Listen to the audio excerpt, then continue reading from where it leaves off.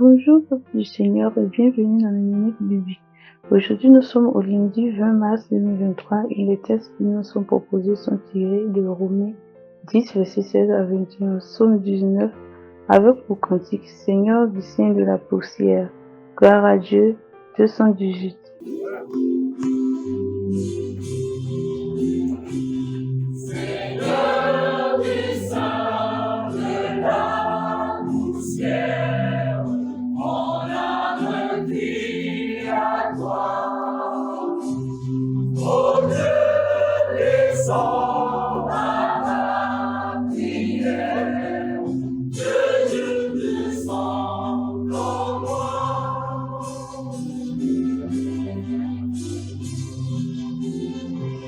Je veux brûler de ta flamme, vivre de ton jour. Je donne la maladie, mon âme, aimer de ton amour. Romains 10, versets 16 à 21. Mais tous n'ont pas obéi à la bonne nouvelle. Aussi Ésaïe dit, Seigneur, qui a cru à notre prédication? Ainsi la foi vient de ce qu'on entend, et ce qu'on entend vient de la parole de Christ. Mais je dis, n'ont-ils pas entendu? Au contraire, leur voix est allée par toute la terre, et leur parole jusqu'aux extrémités du monde. Mais je dis, Israël, ne l'a-t-il pas su? Moïse le premier dit, j'exciterai votre jalousie par ce qui n'est point une nation. Je provoquerai votre colère par une nation sans intelligence. Et Ésaïe pousse la hadith jusqu'à dire, j'ai été trouvé par ceux qui ne me cherchaient pas. Je me suis manifesté à ceux qui ne me demandaient pas. Mais au sujet d'Israël, il dit, j'ai tendu mes mains tout le jour vers un peuple rebelle et contredisant. Amen. Psaume 19. Au chef des chantres, psaume de David. Les cieux racontent la gloire de Dieu et l'étendue manifeste l'œuvre de ses mains. Le jour on instruit un autre jour et la nuit on donne connaissance à une autre nuit.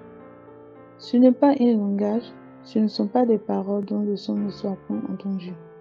Leur ralentissement parcourt toute la terre, leurs accents vont aux extrémités du monde, où il a dressé une tente pour le soleil.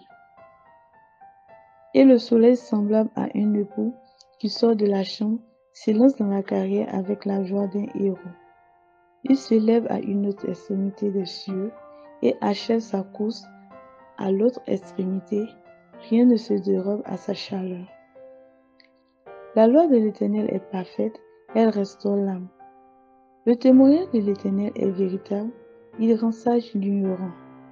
Les ordonnances de l'Éternel sont droites, elles réjouissent le cœur.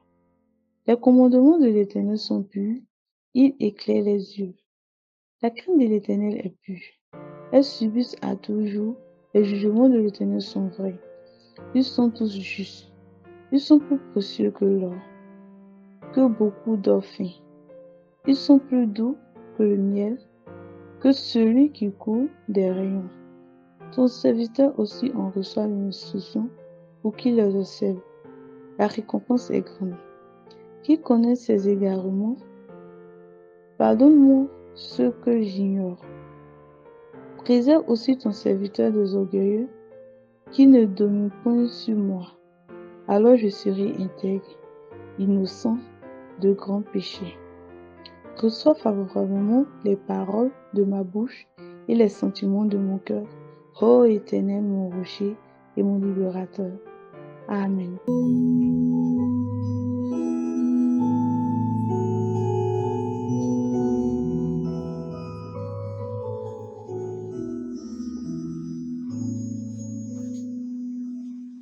Et si l'on sent mon cœur, et si l'on sent mon cœur, viens et me parle, viens et me parle, ô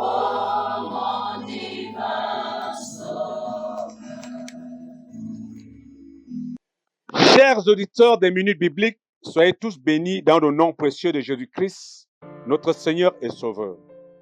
Comme tous les lundis, je suis le révérend pasteur Jean-Pierre Tchakounté de l'Église missionnaire de la foi de Bertois, Est Cameroun.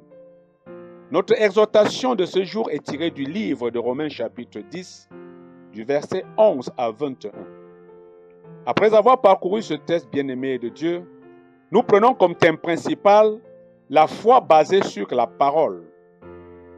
Et pour mieux comprendre le souci de Paul dans ce paragraphe de Romains chapitre 10 du verset 11 à 21, revenons sur la thèse fondamentale de Paul au chapitre 1 du verset 16 et 17. Je lis. Car je n'ai point honte de l'évangile. C'est une puissance de Dieu pour le salut de quiconque croit, du juif premièrement, puis du grec, parce qu'en lui est révélée la justice de Dieu par la foi et pour la foi, selon qu'il est écrit, le juste vivra par la foi. C'est à partir de cette thèse fondamentale, bien-aimés, que Paul explique les aspects les plus importants, parmi lesquels la non-croyance des Juifs. Il est écrit au verset 21 de Romains 10, mais au sujet d'Israël, il dit, « J'ai tendu mes mains tout le jour vers un peuple rebelle et contredisant. » Lisons les versets 11 à 13. « Quiconque croit en lui ne sera point confus. Il n'y a aucune différence en effet entre le juif et le grec, puisqu'ils ont tous un même Seigneur qui est riche pour tous ceux qui l'invoquent. Car quiconque invoquera le nom du Seigneur sera sauvé. » Malgré cette assurance, Paul admet avec chagrin que la majorité des Juifs n'a pas cru en Jésus-Christ. Les Juifs croiront-ils en Christ un jour? Et Paul de répondre au verset 14, comment donc invoqueront-ils celui en qui ils n'ont pas cru? Et comment croiront-ils en celui dont ils n'ont pas entendu parler? Et comment entendront-ils parler s'il n'y a personne qui prêche? Paul, au-delà de cette écriture, nous situe la source même de la foi qui n'est que la parole de Dieu. Il est écrit au verset 17 de Romains 10, « Or la foi vient de ce qu'on entend, et ce qu'on entend vient de la parole de Christ. » Bien-aimés de Dieu, ce rejet de l'évangile par les Juifs était un coup dur pour Paul. Paul sachant que les Juifs avaient bien entendu parler de la parole de Dieu. Il dit, n'ont-ils pas entendu? Au contraire, leur voix est allée par toute la terre et leur parole jusqu'aux extrémités du monde. Et Paul te dit au verset 16, mais tous n'ont pas obéi à la bonne nouvelle. Aussi Ésaïe dit-il, Seigneur, qui a cru à notre prédication?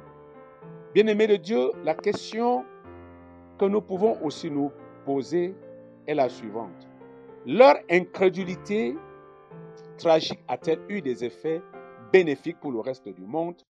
Je dirais oui, puisqu'il est écrit, bien-aimé, il n'y a aucune différence en effet entre le juif et le grec, puisqu'ils ont tous un même Seigneur qui est riche pour tous ceux qui l'invoquent.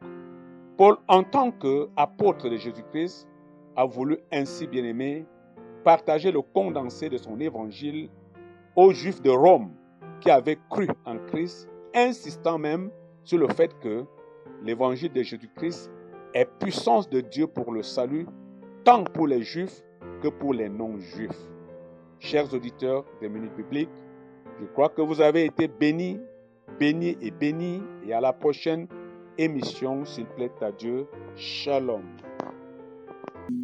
Ô Seigneur, bénis ta parole, que nous venons d'ouvrir. Le Père est bas, mais le s'envole de notre souvenir.